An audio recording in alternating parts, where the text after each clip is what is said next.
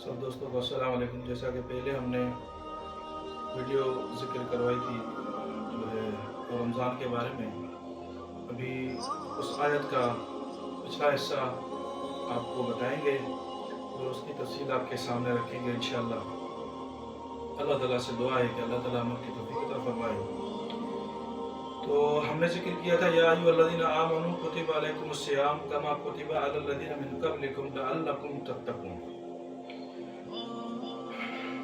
यहाँ पे अल्लाह तबारक ने जिक्र फरमाया है कि मिन क़ब्लिकुम के बाद जो अल्फाज आ रहे हैं लअल्लकुम तत्तक़ून, जो चीज़ भी अल्लाह ताला फ़र्ज करते हैं किसी के ऊपर भी उसके कुछ ना कुछ फ़ायदे और उसका कुछ ना कुछ असर ज़रूर होता है। तो रोज़े रखने की वजह क्या है, क्यों अल्लाह ताला ने हमारे ऊपर रोज़े फ़र्ज किए, उसकी वजह क्या है, उसका फ़ायदा क्या है। तो ये आपको बताता चलूँ, अल्लाह तबारक व तआला की ज़ात पाक है और अल्लाह तबारक व तआला पाक लोगों को पसंद करते हैं। तो जन्नत भी पाक है और जन्नत में वो लोग जा सकते हैं जो पाक हों। तो अल्लाह ताला ने फरमाया लअल्लकुम तत्तकून, मैंने इसलिए तुम्हारे ऊपर 30 रोजे फर्ज किए ताकि तुम पाक हो जाओ, मुत्तकी हो जाओ, परहेजगार हो जाओ, गुनाहों से बच जाओ। देखो, रोजा एक गुनाहों से बचने की ढाल है। जिस तरह कोई जंग में हथियार से बचने के लिए ढाल आगे करता है, इसी तरह अल्लाह तबारक व तआला ने गुनाहों से बचने के लिए रोजा मुकर्रर किया। रोजे में गुनाहों से छोटे बड़े गुनाह जो भी हैं बंदा बच जाता है और ये एहतियात करता है कि कोई मुझसे रोजे में कोई गुनाह ना हो जाए, मेरा रोजा ना खराब हो जाए। तो रोजे की लुग़वी माने में आपको बताइए, मैंने पहले आपको बता चुका हूँ। तो उसमें अल्लाह तबारक व तआला ने फरमाया कि सौम की जो लफ्ज़ी माना है बंद रहना, पाबंद रहना, खुद को काबू में रखना, ये माना है। और उसकी इस्तिलाही माना है खाना पीना, जिमा वगैरह जो जो चीज़ें रोज़े में हराम की है अल्लाह तबारक व तआला ने, और वो चीज़ें आपको रोज़े के अलावा हलाल है आपके लिए।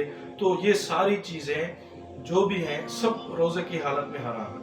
बंदा बचने की कोशिश करता है कि बदनज़री से बच जाऊँ या किसी गुनाह से बच जाऊँ, गीबत से बच जाऊँ, गिला से बच जाऊँ, ज़िना से बच जाऊँ, शराब नोशी वगैरह वगैरह जो भी गुनाह, सारे गुनाहों से बचने के लिए अल्लाह तबारक व तआला ने रोज़ा मुकर्रर किया। रोज़ा एक ऐसी इबादत है जो इंसान को हर गुनाह से महफूज करता है।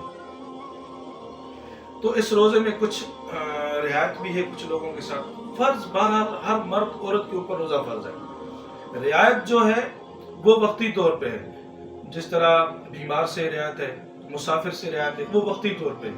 अल्लाह ताला ने कलाम पाक में फरमाया कि जो रोज़ आपको हमने मुकर्रर किए हैं, जो रोज़ों के लिए जो दिन मुकर्रर किए हैं वो गिने चुने दिन हैं। मतलब 30 दिन रोज़े, या 29वां चाँद हो तो 29 रोज़े हो जाएंगे, अगर 30वां चाँद हो तो 30 रोज़े हो जाएंगे। तो इसी तरह अल्लाह तबारक ने फरमाया अय्यामुम मअदूदात, यानी चंद रोज़ गिने चुने आपके ऊपर फ़र्ज़ किए रोज़े हमने। आगे अल्लाह तबारक ने फरमाया फमन कान मिनकुम मरीज़न औ अला सफ़रिन, जो बंदा तुम में से मरीज़ हो और जो बंदा सफ़र की हालत में हो उसके ऊपर रोज़े की रियायत है। रियायत मतलब मुसाफिर अगर उसको सफ़र छोटा हो या बड़ा हो, जिस तरह सफ़र में कसर फ़र्ज होता है उसको सफ़र कहते हैं। हमारे यहाँ हम ठुल में बैठे हैं जैसे, तो हमें ठुल से निकलेंगे सखर तक तो हमें सफ़र होगा, वहाँ पे हम कसर करेंगे, नमाज आधी पढ़ेंगे। तो अगर बंदा कोई ठुल से निकल के सखर तक पहुँचे तो उसके लिए रोज़े की रियायत अल्लाह ताला ने रखी है कि भाई आप मर्जी वाले हो, अगर रोज़ा रखना चाहते हो, ताकत है, रख सकते हो तो रखो, वरना अल्लाह की तरफ से इजाज़त है, आप रोज़ा नहीं रख सकते, आपको इस चीज़ की इजाज़त है। फ़इद्दतुम मिन अय्यामिन उख़र, आगे अल्लाह ताला ने फरमाया कि जो दिन आपने रोज़े नहीं रखे, मतलब 5 दिन कोई बंदा बीमार रहा, 5 रोज़े चले गए, बस अभी बंदा सोचेगा मेरी तबीयत ठीक हो गई है, तो अल्लाह का हुक्म है जब आप ठीक हो जाओ और आप समझो कि मैं रोज़े रख सकता हूँ तो आप वो रोज़े जो आपने रमज़ान में कज़ा किए वो आप गैर रमज़ान में रख के अपने रोज़े की गिनती पूरी कर सकते हैं। इसी तरह कुछ औरतें भी हैं, जिस तरह हैज़ की औरत है, हैज़ के दिनों में इस औरत का रोज़ा उस वक़्त माफ़ है जब हैज़ के दिनों से वो औरत पाक हो जाती है। जिस तरह हम कहते हैं कि हैज़ वाली औरत हो जिसको हर महीने माहवारी जो आती है तो उस औरत को हम कहते हैं हाइज़ा औरत। और वो जब पाक हो जाए, बाकी रोज़े रमज़ान की रखती जाए और रमज़ान जब पूरा हो जाता है तो वो जो रोज़े उसने कज़ा किए, जो उससे रोज़े फौत हो गए इस मरीज़ की हालत में, उस उज़्र की हालत में, تو رمضان کے علاوہ جو مہینہ آئے گا، شوال کا ہو، ذوالقعدہ کا ہو، ذوالحجہ کا ہو، جو بھی